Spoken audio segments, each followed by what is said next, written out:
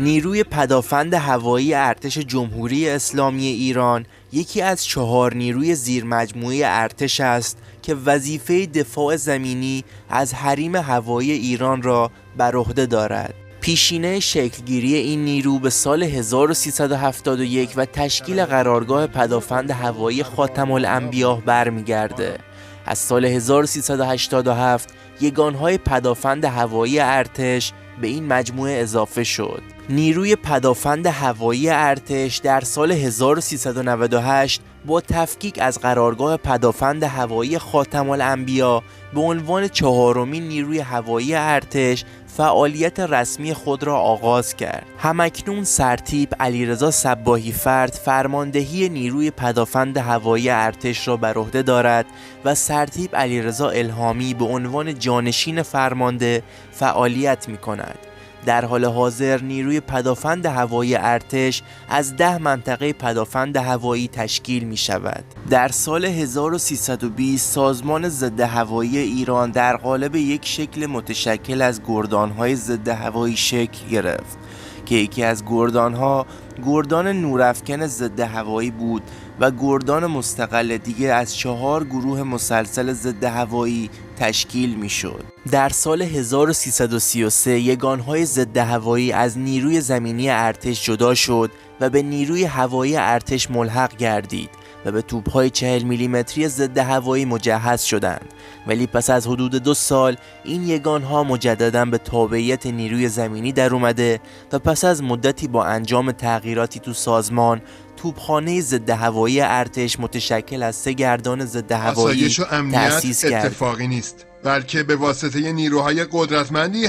در سال 1337 یک سامانه راداری متحرک تو فرودگاه دوشانتپه مستقر گردید که ضمن بهره برداری از اون برای آموزش به عنوان اولین سامانه راداری ایران پوشش راداری تهران رو تا ساعات روشنایی روز تأمین می‌نمود و تو مابقی ساعات شبانه روز به صورت خاموش نگهداری میشد. در سال 1345 فرماندهی دفاع هوایی به موشک‌های سطح به هوای سیکت و تایگرکت و توپ‌های ضد هوایی روسی مجهز گردید و کلیه جنگ افزارهای دفاع هوایی در سازمانی تحت عنوان گروه توپخانه دفاع زمین به هوا تشکیل شدند. در همین سال خرید سامانه موشکی MIM-23 هافت از ایالات متحده آمریکا به دستور کار قرار گرفت، گرچه توافقات به عمل اومده بعدها لغو شدند. در اوایل سال 1348 جهت جایگزین نمودن واژه‌های فارسی فرماندهی دفاع هوایی به فرماندهی پدافند هوایی تغییر نام داد.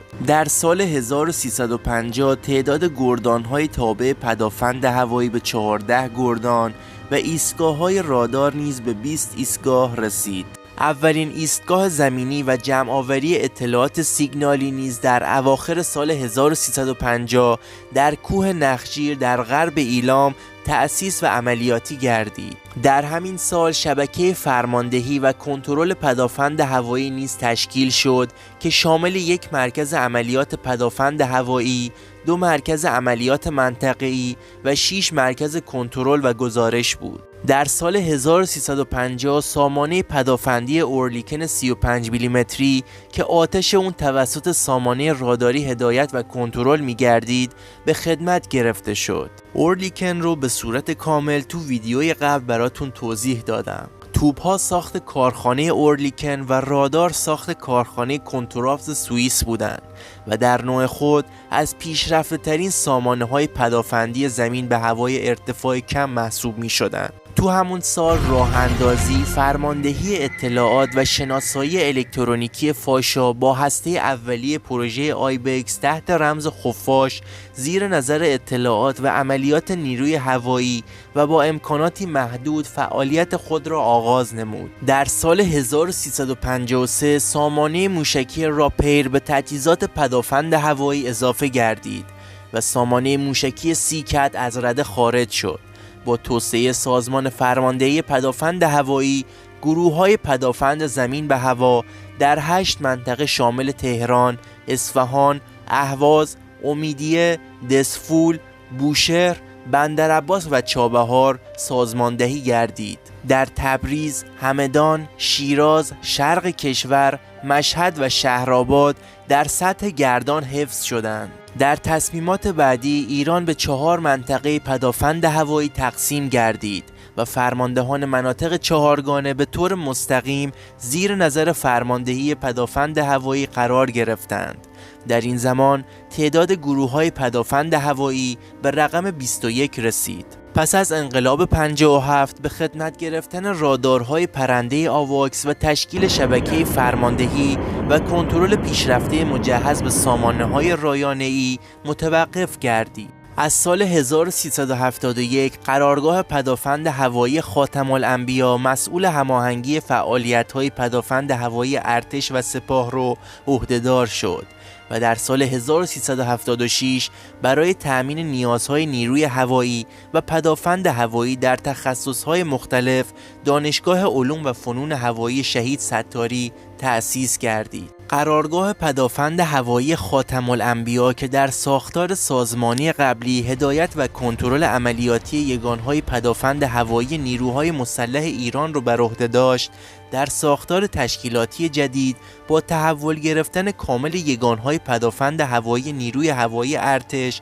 و اعمال فرماندهی کامل بر این یگانها، با در اختیار گرفتن فرماندهی اطلاعات و شناسایی، شبکه راداری، موشکی و توپخانه، دیدبانی و سامانه‌های پشتیبانی رمزی و عمومی از طریق سامانه فرماندهی و کنترل پدافند هوایی مسئولیت کنترل عملیات هوایی را بر عهده داره. کلیه جنگ افزارها و یگانهای پدافند هوایی سپاه و ارتش نیز همانند گذشته تحت فرامین عملیاتی قرارگاه پدافند هوایی خاتم الانبیا عمل خواهند کرد. در خرداد 98 نیروی پدافند هوایی ارتش از قرارگاه خاتم الانبیا جدا شد و این قرارگاه مانند گذشته مسئولیت هماهنگی و بهره برداری از فعالیت‌های پدافند هوایی کل نیروهای مسلح ایران و کنترل شبکه یکپارچه فرماندهی و پدافند هوایی کشور را بر عهده گرفت. میشه گفت قرارگاه پدافند هوایی خاتم الانبیا قرارگاهی نظامی در ایرانه که زیر نظر ستاد مشترک ارتش فعالیت میکنه